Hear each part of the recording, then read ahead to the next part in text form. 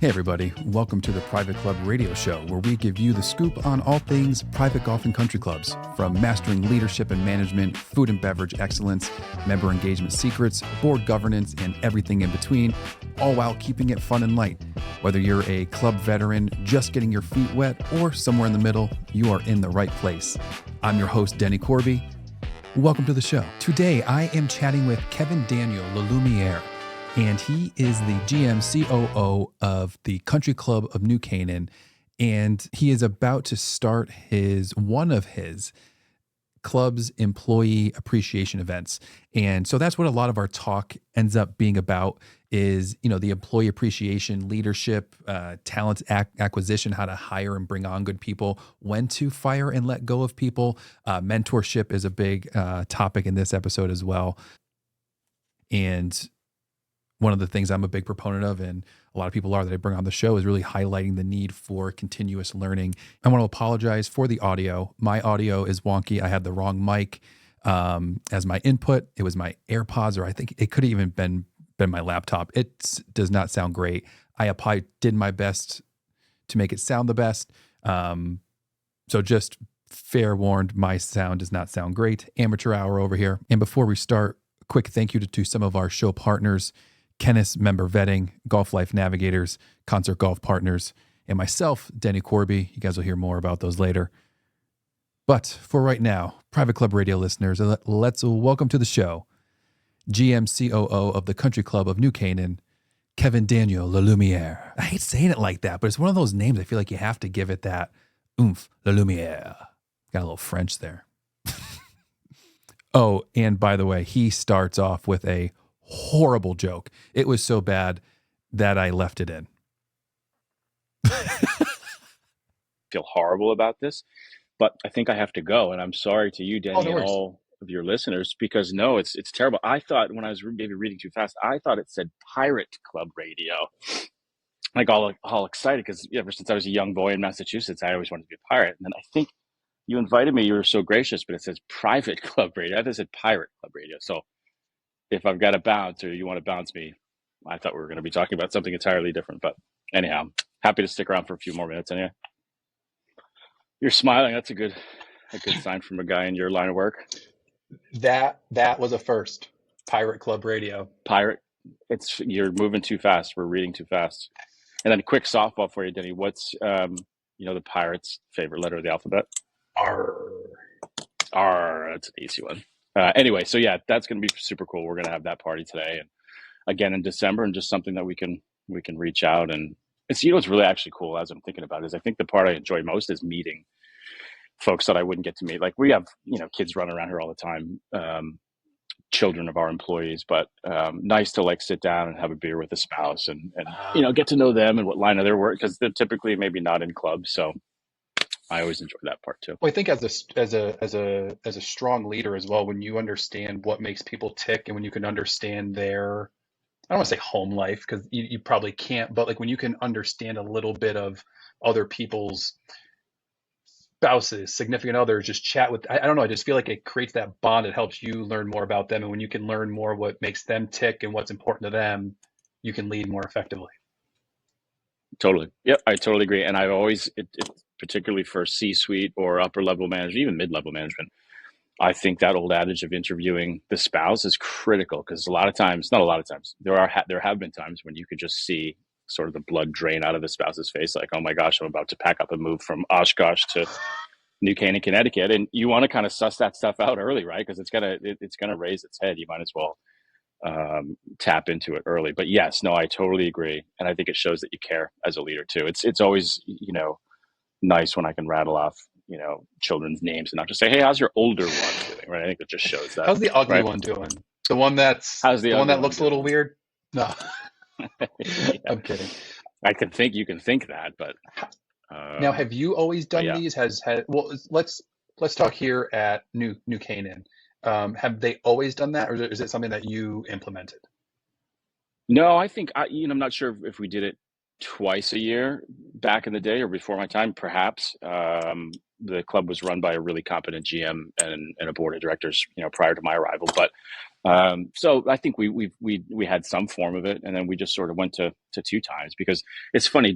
We're in such a seasonal area that our peak season number of employees is like 200, right? But when you get down to December and you don't have camp counselors and lifeguards, and maybe your seasonal F&B staff has kind of dwindled a hair, the room is much smaller, or the attendance is much leaner in December. But in August, if everybody hasn't gone back to school, or early September, we really get an awesome turnout. And so I think that's, if I remember back in the day, part of the impetus for me to do, a post Labor Day jump in the pool for a couple hours and feed the staff. It's pretty cool. That is cool. What's the staff response? They love, it's funny. I wish that it was 100% turnout, and for the life of me, I can't understand. Well, I guess I can. Why we don't get it? Our turnout's fine, but the overall very, very positive. But I wish there was a way that I could force every stinking employee to come, because it's just so much fun, and they're missing out. Having said that, it's funny. I sit on the membership chapter. We deal with education chapter, Connecticut Club Managers Association of America, and we talk about like having educations on Mondays and Tuesdays. And a real sort of common theme is like, God, it kind of bums me out, because my one day off on a Monday or Tuesday, I don't want to drive 2 hours to talk about, compliance or food costs or whatever. I get it. And if you were to fire up a meeting on a Thursday or Friday, the attendance would be dismal, because we're all working, so it's a battle or a philosophical debate that we often have, which is like, when do you get the most bang for your buck? So case in point, long-winded way to answer your question is, there are employees who are like, it's a Monday, I'm not working, I've got other things to do. As generous and as nice as it is for the club to do that for the employees, I totally get that someone's like, you know what, I'm not going to drive 45 minutes to go have a couple of tacos or whatever. But I wish that I think we've got like 80% turnout, so there's nothing broken. That's still solid. Pretty good. Yeah. Yeah. And there's just some people who just don't want to come to work on their day off. Doesn't matter what you're giving, what you're giving out. They're like, I just don't. 100%. 100%. But I think, it's funny. We've done, we've tried our best to incorporate activity around it too, right? Instead of just standing there with a glass of wine in your hand and the GM gets up and gives a speech about how successful the season is. It's like being able to play pickleball or squash or golf or soccer on our soccer field is that sort of, attracts, I think, a handful more people just to get creative that way. Do you have any issue with, as we're talking about just employees and people and, management there, do you have any issues with finding good talent, labor shortage? I mean, granted, you are in Connecticut, and you're at a very nice club, which definitely helps. But there's still I don't even know, labor shortage. Like, is that a thing? Is that something that you still challenge with, or are challenged with? Totally. Yeah, I do. So we do, I should say. It's funny. I would think of it as it's sort of cyclical. It's not constant. It's almost like an economic downturn, or the economy Right. itself. It's like, you have some really good years, and then you have 2 years where it's really, really hard. And you got to really, block and tackle and scrap with the competing clubs. Because as I said, you and I have chatted about this before. Here in New Canaan, and my staff's probably so tired of hearing me use this analogy or metaphor, but you could swing a cat around and hit 15 really awesome clubs that are very historic, and it's sort of, this area is kind of saturated, which we're very fortunate for. So we all sort of struggle together. At the moment, for us, really the only sort of really tough spot is culinary, like finding your like sort of mid-level line cook, stewards, dishwashers, that are true culinarians. And we kind of accept the fact that it's a pretty transient business, and in particularly food and beverage, people sometimes do that work as a temporary step towards what their real career, will actually be. Like, I'm going to, cook for 2 years while I save money to go to law school or whatever it is. So in the culinary department, sometimes we find ourselves, banging our heads against the wall to find good staff. But as I said, there are times when, like our golf maintenance staff, we struggle and we compete with landscaping companies or municipalities that are hiring somebody for just $2 more an hour, and sort of stealing our guys and gals away. But yeah, very cyclical, not constant, and kind of ebbs and flows. Have you found anything that works to help kind of attract a little bit more or keep talent a little bit more, maybe than just the $2 an hour? Or like, have you found a way to slightly compete with that, or is it just one of those you just kind of accept, and you have a good person, you try just to harness and foster them? Um, No, look, we spend a lot of time highlighting how special our club is. I'll give you an example. So a couple of members set up 3 or 4 years ago a foundation, essentially your garden variety scholarship foundation, where employees that stay longer than a year are eligible to apply for scholarship. And it could be primary employee themselves, or employee's spouse, or even employee's dependent. So we've got, oh, a handful of scholarships that go to send, our employees' children to daycare, private school, whatever it might be. We've had guys on our golf maintenance crew that will go and take cooking lessons because as a vocation, they want to switch and be a chef someday. So to answer your question, yes, absolutely. When we're interviewing a candidate, we will roll out all of the, wonderful things that we do at New Canaan as an attraction, mechanism or tool. We sort of pull out all the stops. And I think you're kind of lost if any GM or somebody in a mid-level, upper-level management position isn't doing those things and is relying solely on just throwing money at somebody. That's a short-sighted, I think, fix. So things like the scholarship fund, being able to play golf and sports on Monday, even like today, as coincidental as it is to say, we throw 2 awesome ragers each year to sort of celebrate our employees and thank them and their spouses.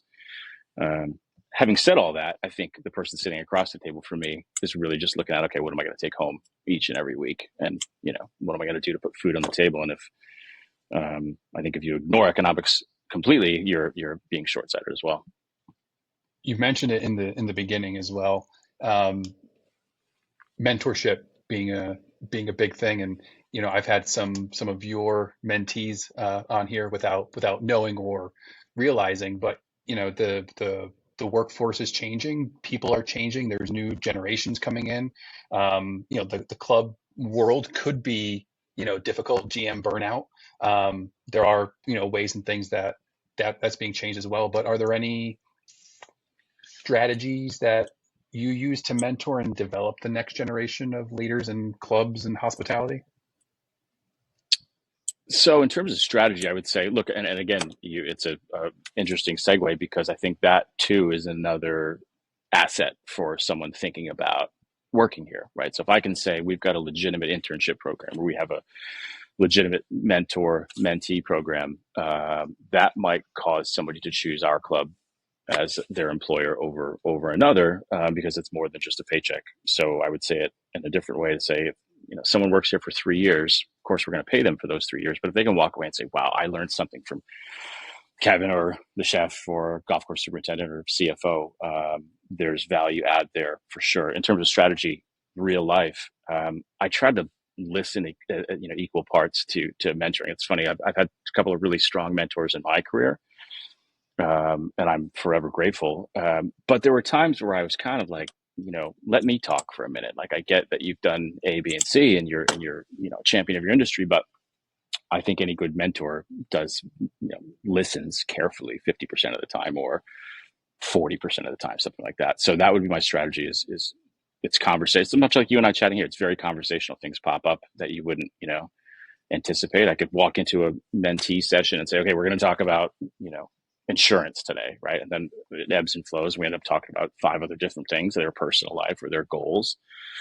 So yeah, I think 50-50 listening and talking, like in any interview. I find myself, as I am here too, rambling on with you, is that I was actually coached by one of my mentors who watched me interview a candidate, and they're like, you talked way too much. You're supposed to let them talk. They're supposed to do the majority of the speaking. But again, back to your earlier point, if I'm trying to sell them on the club and tell them how wonderful it is to work here, that involves me, describing those things. But yeah, I feel really strongly about that. Look, I would tell you that as a GM now, as I'm getting to be an old man, 20 years in the industry, I set as a smaller priority, making sure that Mr. and Mrs. Hook and Slice in the dining room think I'm really cool, or they've seen me 5 times a week. I think, like, I would say to my board and my president, pull my department heads in, ask them one by one, is this person a leader? Can they make a concise decision? Do you feel like where you stand? Are they ethical? Is the direction clear? Do you feel like he's got your back? Those are the things I would measure myself on. So with mentorship, that's a big part of it for me. can you go into your mentorship program? Like, how does that work? Like, and is it for this? And this might be a dumb question. Is it for everybody who comes and applies? Is it for a certain age demographic? Like, is it like what does that entail? And like, when is that brought into the conversation? Like, is that part of like when they first are applying? It's like, hey, we have X, Y, and Z. Is this part of like that? I don't want to say that promo package, but what you put out to the world? Is it once they kind of are interested, then you start explaining what the whole process is and part of the, part of the role? Like what does the mentor program entail at Country Club in New Canaan?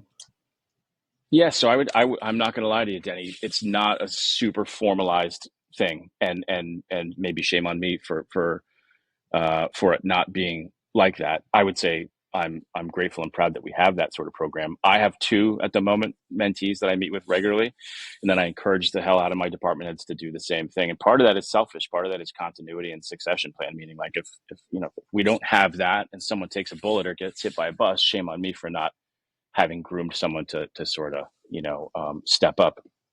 And the other part of it, to answer your question, is it's a little bit of it takes two to tango. So I don't really just point at somebody and say, hey, we're going to meet every week for an hour and a half, whether you like it or not. I kind of look at an employee to kind of say to me, hey, I'm just thinking about furthering my career. Or, can I ask you your advice? And most of the time, as I said, not super formalized or structured. It sometimes just happens like organically. And it's such a great investment. It's like such a corny, like cliche line coming out of my mouth, but such a great investment in time for the future of our industry and just future of this operation. Is like, if you just treat everybody like a banger and you think that giving them a check every Friday is the end of your obligation, I think you're missing something.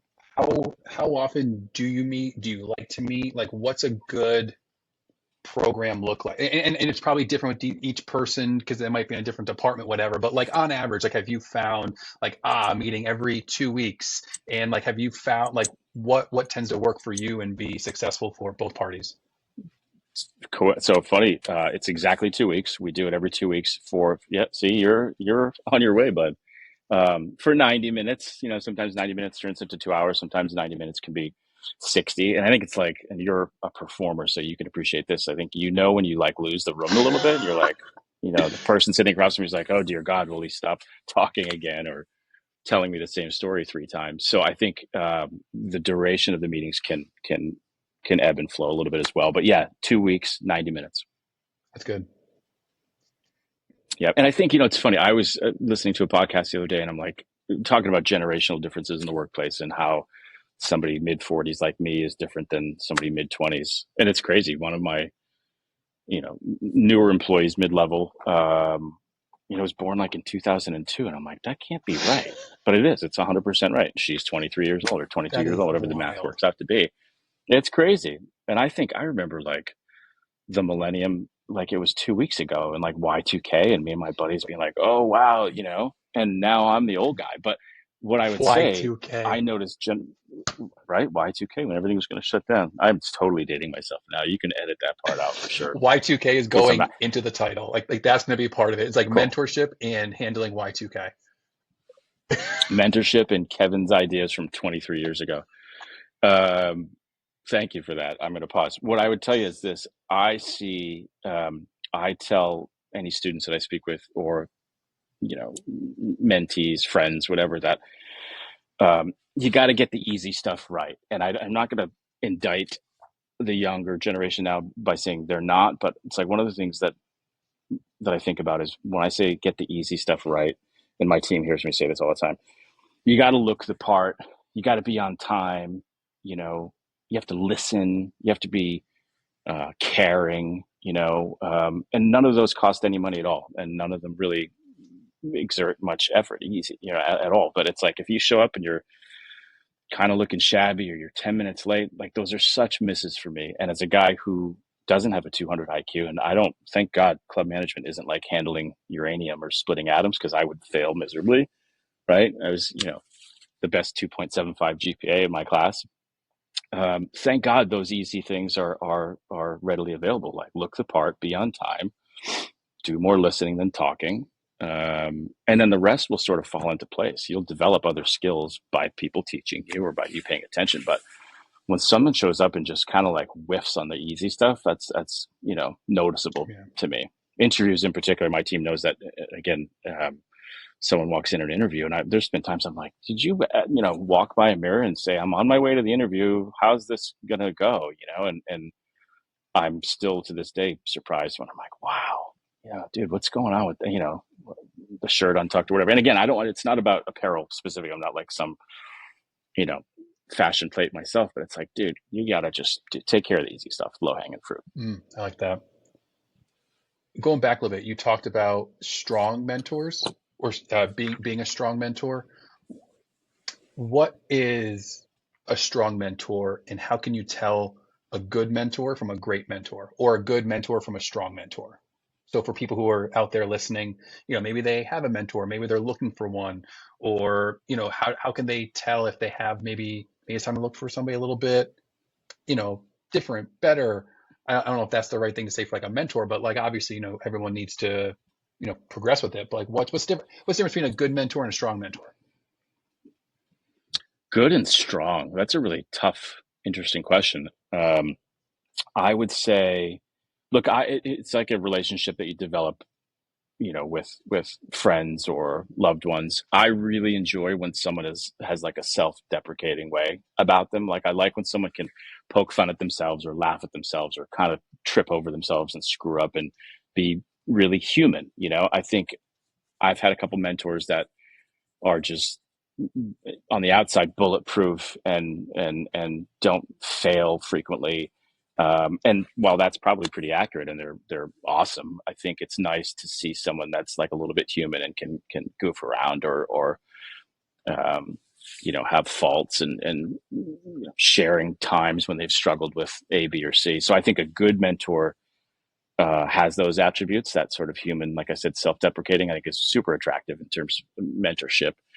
A strong mentor, I think I would define strong like any other part in our lives, which is like consistent and tenacious. And a strong mentor will take it seriously and not flake off and say, oh, hey, I can't make it today, something popped up. And while those things certainly can happen, strong, like committed, like show me the commitment. If you want to get from point A to point B, it's like the 10,000 hours thing, right? If I want to play in the NBA, I got to go shoot free throws for 2 hours every single day. Even if I hate shooting free throws, it's got to be, if you're strong, I think, as I'm just thinking off the cuff, strong is like committed, consistent, tenacious.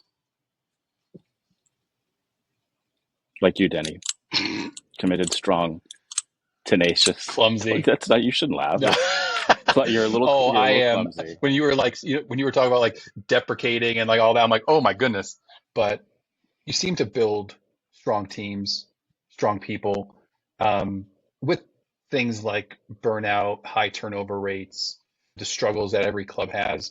Do you have, and I think you could have answered this too. I just don't know if I'm just going off in my head, but do you have any tried and true things that you use that are in your tool belt or in your toolkit to help you, build a resilient team? Because if I remember correctly, that's partly your thing is going in, building, doing well, and then like letting it go. So how do you build a resilient team, and how do you know when it's ready? It's a really good question. I think again goes back to sort of listening and checking in with people. Getting to know your team on a personal basis is really important to me. It's funny. There was somebody very prominent in our industry who was speaking at a conference and is in the executive search firm business and said they were really impressed with the general manager because the GM walked through the kitchen and said hello to everybody in the morning, dishwashers, cooks, chef, etc. And this person, again, pillar of our industry, was like, gosh, I was so impressed with him because they did that. And I remember thinking to myself, like, do people not do that? Again, if it's a giant club, 1,200 employees or whatever it is, then I guess that's a bit of more of a challenge. But I was so thrown back by that, like accolades being thrown towards a leader of any type for walking through the kitchen in the morning and saying hello to everybody and calling them by their first name. I felt great because I do that all the time. And so should everybody for that matter. But so I think little things like that are critical for building a team. As I said, listening as well, asking somebody what their goals are. here you are today. Where do you want to be in 6 months? Where do you want to be in a year? If nothing else, it just shows them that you care enough to ask that type of question. On the flip side, I sort of live by the hire slow and fire fast mentality, right? So that means, take your time hiring. We talked about that earlier in this session, to get to know someone and their spouse, even perhaps if it's possible. So hire slow and fire fast. Fire fast meaning, I think it was Jack Welch that said something like, most CEOs or COOs or CFOs, by the time they realize that someone's not a great cultural fit, it actually takes them, oh, wow, there he is right there. See? Great minds. Good on you. That's quick. Yeah, I think he was like, some leaders will wake up and realize, Denny's not a right fit, and we have to make a change with Denny, and then 6 months on the average goes by before they actually make that change. So there's 6 months of sort of lost time. So I think, while it sounds draconian, removing people from a culture is equally as important. I think, don't just limp along thinking that someone's going to, cheat is going to change his or her spots. Like, they are who they are. And I think you got to trust your gut. That's my only other thing too, I would say, when I speak to others, is like, trust your gut. There's been a handful of times in my career where I just know something's not going to work out and I kind of don't do anything about it. And then I find myself 6 months later realizing, oh, that didn't work out, and wish I had saved myself that gray hair.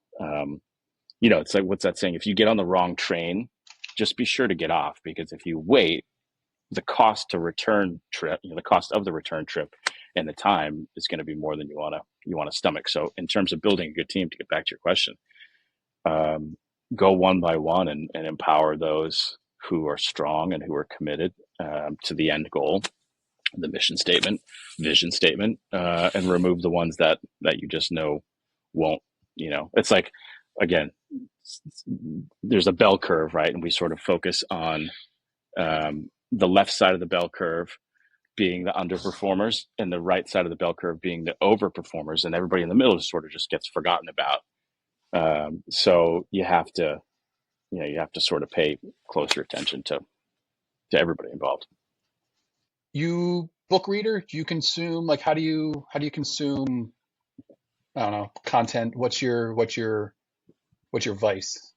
Audible? Do you So read? it's more Audible than reading. Yeah. It's funny. I almost read to fall asleep, like crush a couple pages and find myself just, floating off to outer space and sleepland. It's funny. We were talking about mentorship earlier. The last session I had with one of my two mentees, we jotted down, each of us, 2 professional goals and 2 personal goals. We sealed them in an envelope, took a picture of them, sealed them in an envelope, and said, let's revisit them in 4 months. And now I'm going to blow my spot up. But one of my personal goals was to read more, go from reading 2 books a month or 1 book a month to 3, 4, whatever it is. And so hopefully in 4 months we will both, and again, we didn't share them with each other. It was literally just, you take mine, I'll take yours, seal them up, and let's revisit. It's almost like, and I said to her at the time, it's like, once you actually say the words out loud, you've released it into the outer space, then it's like you're committed to doing it. Once I commit to something, say, Denny, you know what, I'm going to read 2 books this week. I'm the type of person that's like, feel like such a loser if you check in with me next week and are like, what 2 books did you read? And my answer is, I'm still halfway through the first. But I mean, what's nice about it, as you listen to it on Audible, if you're behind, you can just bump up the speed to like 1.5, 1.75%. It just flies. totally love it. Yeah, and it's funny. I have a pretty sizable commute. For around here, I guess traffic's a thing for all of us. But yeah, I have got a time in the car, so that's come in handy for sure. That's one. What about you? Are you voracious? I do all types. I do like my books. I tend to be one of those, I will read and listen, sometimes not at the same time, but often I'll get the Audible and the hard copy. There's something about, sometimes, like, I enjoy like interacting with a book, meaning like, I not destroy my books, but like, I will write, I will engage, I will do stuff with it. So I tend to, like, let me see. So like,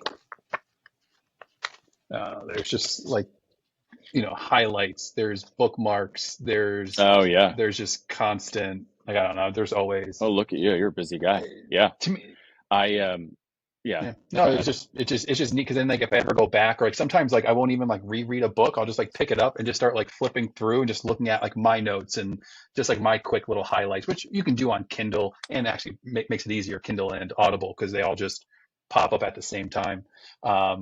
But yeah, I tend to do both of those, and then once I really like somebody, I'll tend to like listen to interviews, um, podcasts, YouTube, whatever, just consume the content. Because like to me, it's always uh, anything I can just do to keep it in. And sometimes when I listen to music, I if I know the song, like, so if I'm like just like doing like odds and ends stuff, if I listen to music and like a song, Hmm.